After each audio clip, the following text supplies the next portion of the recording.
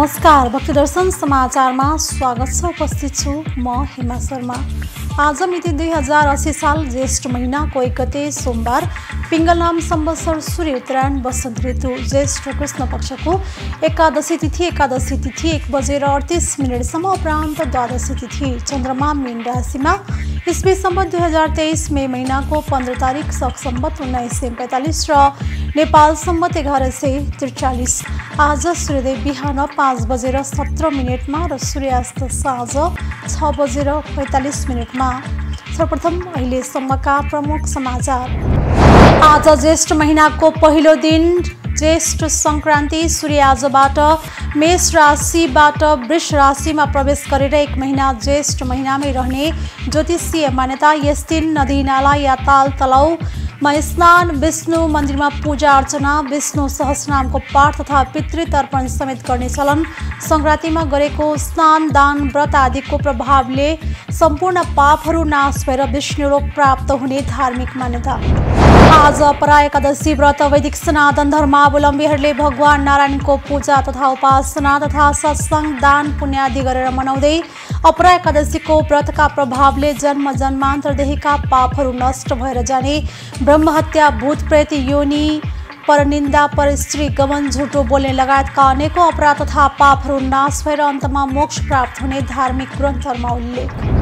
रूपन्देहीको पटखौली गाउँपालिका वडा नम्बर 8 गौरी गाउँमा प्रख्यात सत्यामाई मन्दिरमा दर्शनार्थीहरूको आस्था बढ्दै स्थानीयवासीका अनुसार बच्चाहरू बिरामी परेमा यिनको पूजा अर्चना गर्नाले निको हुने जनविश्वास। मुक्तिनाथबाट उत्पत्ति भई बगेको श्री काली गण्डकी नदी किनारमा अवस्थित केलादी धाम धार्मिक तथा पर्यटकीय गन्तव्य स्थलका रूपमा विकास हुँदै स्याङ्जा, पाल्पा, तनहुँ र नवलपुर, नवलपरासी, सुस्ता पूर्व जोडेको यस धाममा यहाँको रमणीय प्राकृतिक वातावरणले सबैलाई लोभ्याउन सफल। कोही नभएका ज्येष्ठ नागरिकका लागि यो पवित्र स्थल आश्रय स्थलका रूपमा विकास हुँदै। आज मे महिनाको 15 तारिक अन्तर्राष्ट्रिय परिवार दिवस। विश्वभर विभिन्न कार्यक्रम गरी मनाइँदै विश्वभर परिवार, व्यक्ति, संस्कार, गरिमा, सम्मान, सम्पूर्ण सम्मान, अनुशासन आदि कुनै पनि सुखी र समृद्ध परिवारको गुण भएकाले समाज र संस्कृतिको महत्त्व दर्शाउन संयुक्त राष्ट्र सङ्घको आह्वानमा 1995 देखि यो दिवस मनाउने चलन।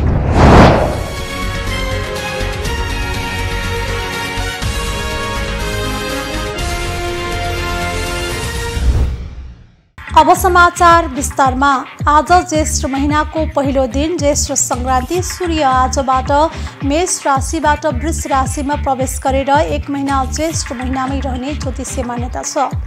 यस दिनलाई यसै कारणले वृष संक्रान्ति भनिन्छ। यस दिन नदी नाला या ताल तलाउमा संक्रमण स्नान गर्ने चलन पनि छ।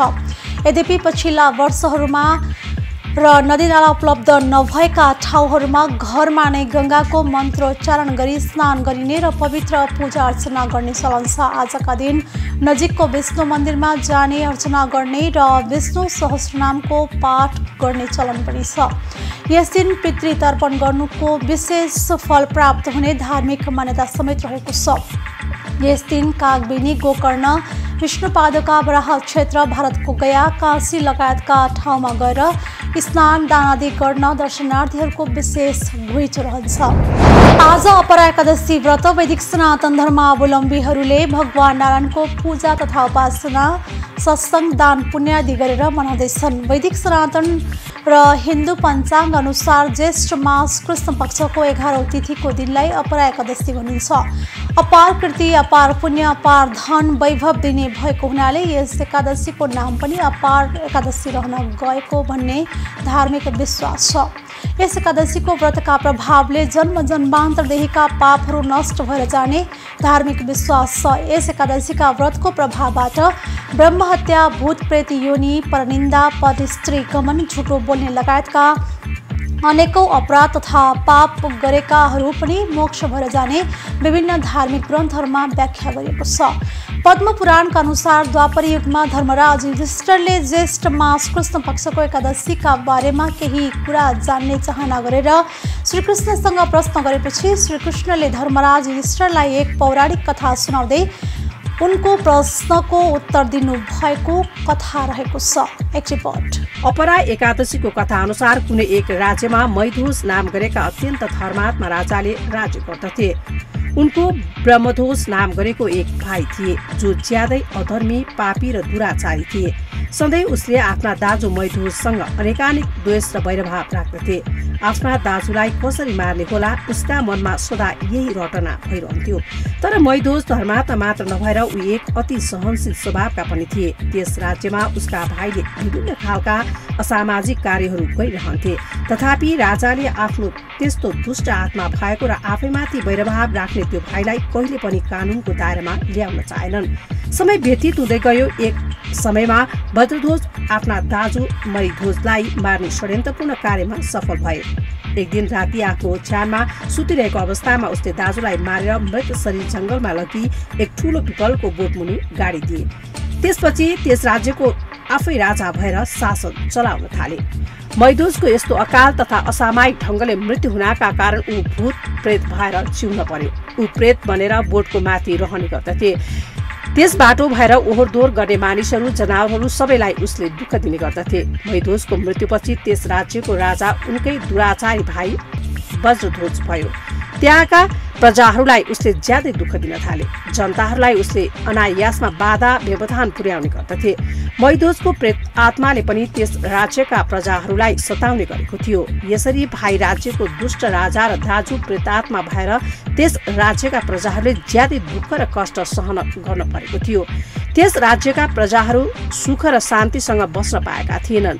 राज्यभरि अशान्ति नै अशान्ति मात्र थियो। भनिन्छ भाग्यको उदय हुन लागेपछि सन्त महन्तहरू र ऋषि मुनिहरूको आगमन हुन्छ। उनीहरूसँग भेटघाट गर्ने मौका मिल्छ। सायद पूर्वजन्मको कुनै पुण्य कर्मको प्रभावले गर्दा होला, संयोगवश एक समयमा त्यसै पिपलको बोटको बाटो भएर धौम्य नाम गरेका एक महाज्ञानी ऋषि त्यहाँ आए।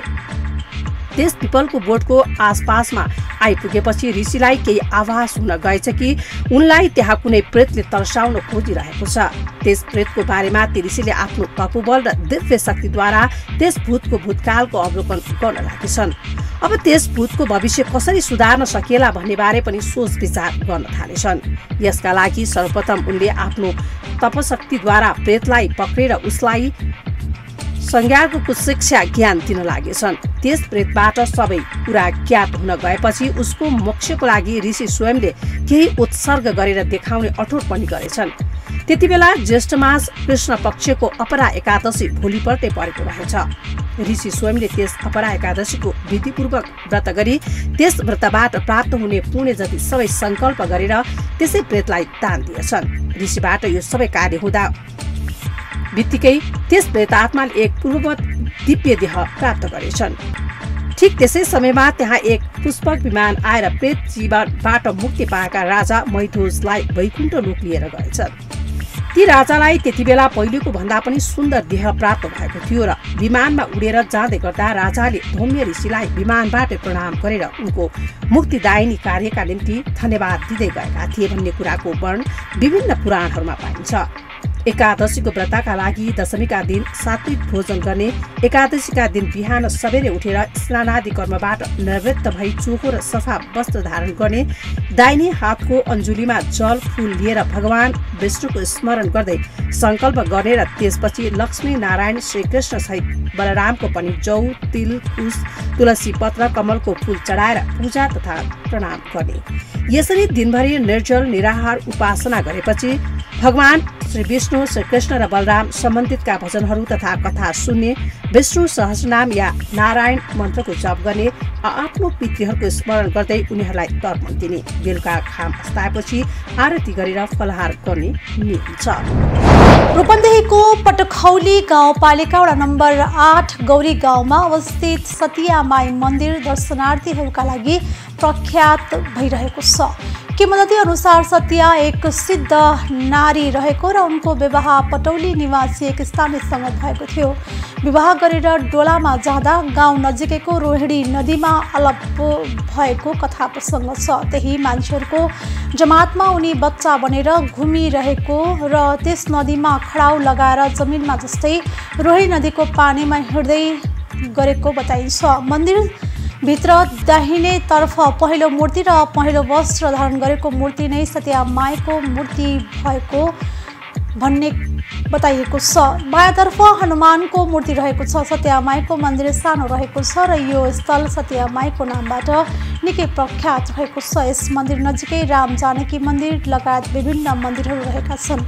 यी सत्यामाई बच्चाहरूको संरक्षिकाको रूपमा स्थानीयवासी पूजा अर्चना गर्छन्। स्थानीयवासीका अनुसार बच्चाहरू बिरामी परेमा यिनको पूजा अर्चना गर्नाले निको हुने जनविश्वास समेत रहेको छ। सत्यामाईको मन्दिरमा कार्तिक पूर्णिमाको दिन मेला लाग्ने गरेको छ।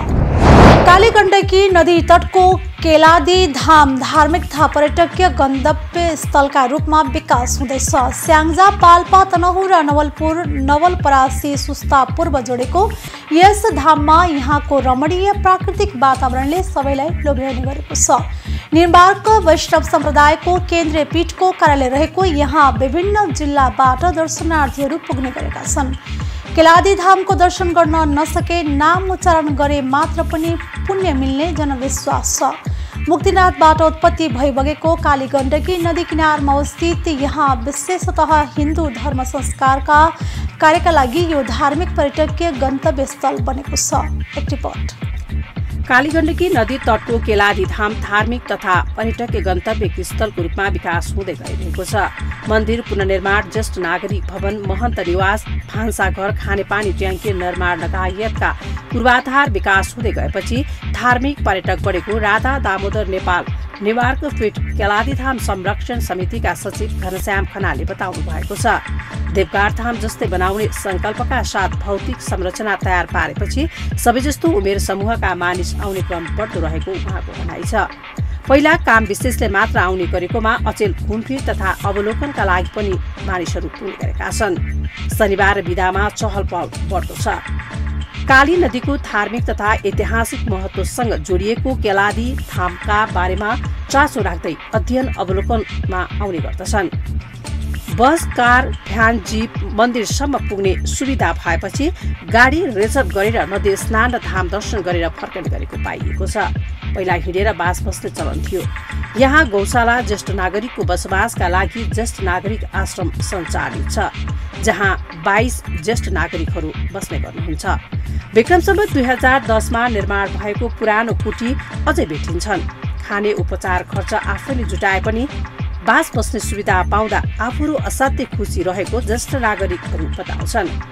ज्येष्ठ नागरिक भत्ता बुझेको रकमले यहाँ बसोबास गर्ने नागरिकले बिहान साँझको जोहो गरिरहेका छन्। पहिला यहाँ 120 कुटी थिए। कुटीमा 150 ज्येष्ठ नागरिकले केलादी धाम क्षेत्रलाई वासस्थान बनाएर बसोबास गर्ने गरेको बुढापाकाहरू बताउँछन्। आजभन्दा 2 दशक अघिसम्म यहाँ बसोबास गर्ने ज्येष्ठ नागरिकको ठूलो संख्या थियो। पहिलाको तुलनामा आश्रममा बसोबास गर्ने अहिले घटेका छन्। विभिन्न प्राचीन पूर्वीय धर्म ग्रन्थमा पनि यसको महिमा र गरिमा वर्णन गरिएको छ। शालिग्राम पाइने विश्वको एकमात्र नदी काली गण्डकीको किनारमा रहेको यो स्थानमा पुगेपछि मनको बोझ हट्ने र शान्ति प्राप्त हुने विश्वास गरिन्छ। यहाँ मुलुकका पूर्वदेखि पश्चिमसम्मका दर्शनार्थीहरू आउने गर्दछन्। यहाँ निर्मित राधा दामोदरको मन्दिर पर्यटकको लागि आकर्षणको केन्द्र बनेको छ।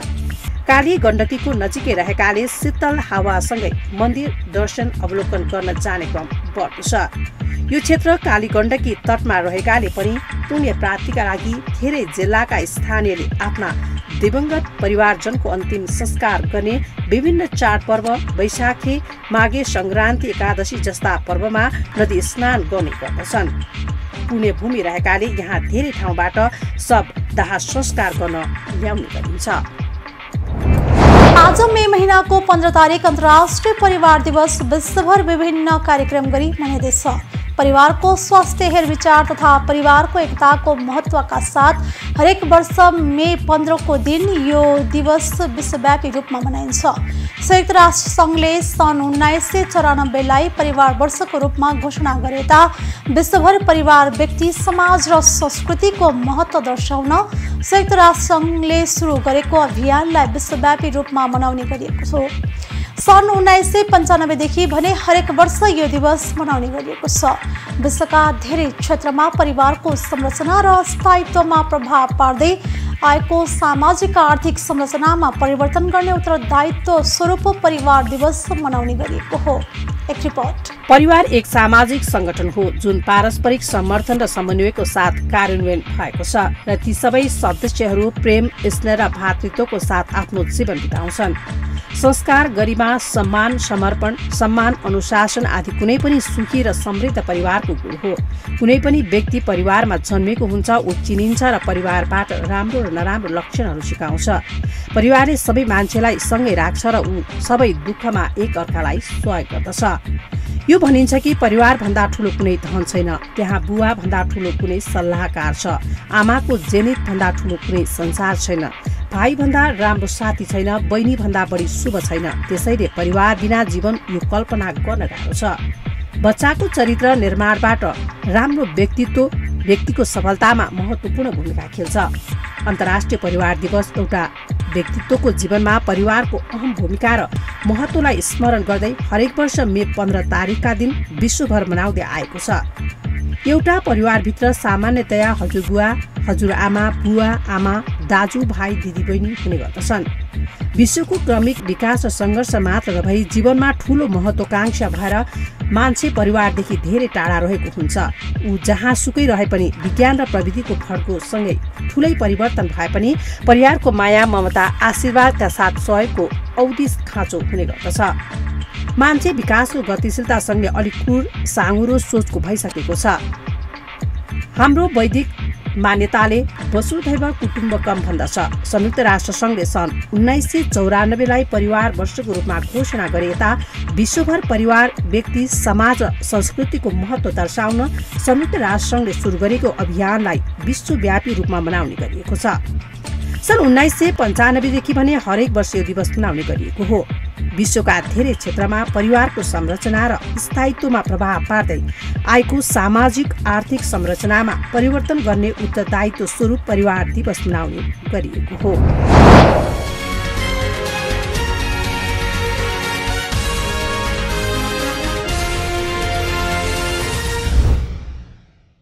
अहिले हामी भक्ति दर्शन समाचारको अन्त्यमा आइसकेका छौँ। जाँदा जाँदै प्रमुख समाचार पुनः। आज ज्येष्ठ महिनाको पहिलो दिन ज्येष्ठ संक्रान्ति। सूर्य आजबाट मेष राशिबाट वृष राशिमा प्रवेश गरेर एक महिना ज्येष्ठ महिनामै रहने ज्योतिषीय मान्यता। यस दिन नदी, नाला या ताल तलाउमा स्नान, विष्णु मन्दिरमा पूजा अर्चना, विष्णु सहस्रनामको पाठ तथा पितृ तर्पण समेत गर्ने चलन। संक्रान्तिमा गरेको स्नान, दान, व्रत आदिको प्रभावले सम्पूर्ण पापहरू नाश भएर विष्णु लोक प्राप्त हुने धार्मिक मान्यता। आज अपरा एकादशी व्रत। वैदिक सनातन धर्मावलम्बीहरूले भगवान नारायणको पूजा तथा उपासना तथा सत्संग, दान, पुण्य आदि गरेर मनाउँदै अपरा एकादशीको व्रतका प्रभावले जन्म जन्मान्तरदेखिका पापहरू नष्ट भएर जाने, ब्रह्महत्या, भूत प्रेत योनि, परनिन्दा, परस्त्री गमन, झुटो बोल्ने लगायतका अनेकौं अपराध तथा पापहरू नाश भएर अन्तमा मोक्ष प्राप्त हुने धार्मिक ग्रन्थहरूमा उल्लेख। रूपन्देहीको पटखौली गाउँपालिका वडा नम्बर 8 गौरी गाउँमा प्रख्यात सत्यामाई मन्दिरमा दर्शनार्थीहरूको आस्था बढ्दै स्थानीयवासीका अनुसार बच्चाहरू बिरामी परेमा यिनको पूजा अर्चना गर्नाले निको हुने जनविश्वास।